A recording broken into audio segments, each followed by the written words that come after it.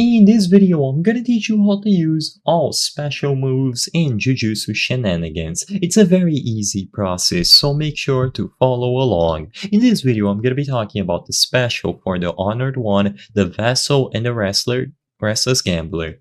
All of these are going to have a special move that you can use inside or outside of your awakened state.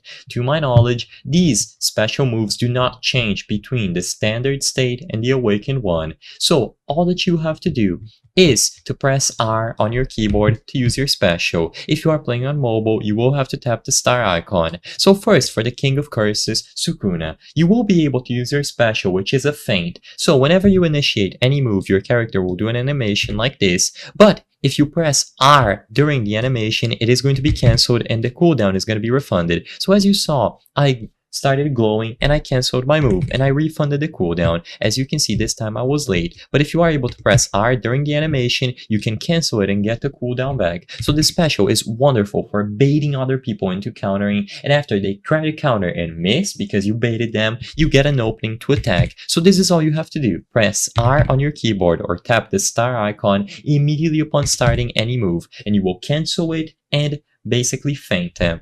Now, for the other characters, first let's talk about the Honored One.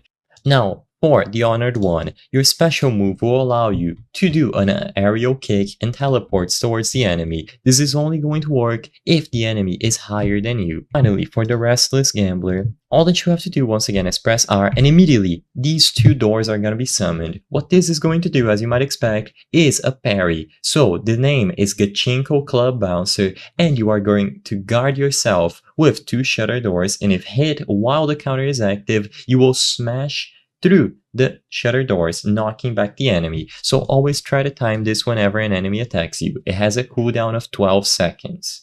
I hope I was able to help you on how to use all special moves in Jujutsu Shenanigans. If this video helped you, please be sure to leave a like and subscribe for more quick and easy tips. Thank you for watching.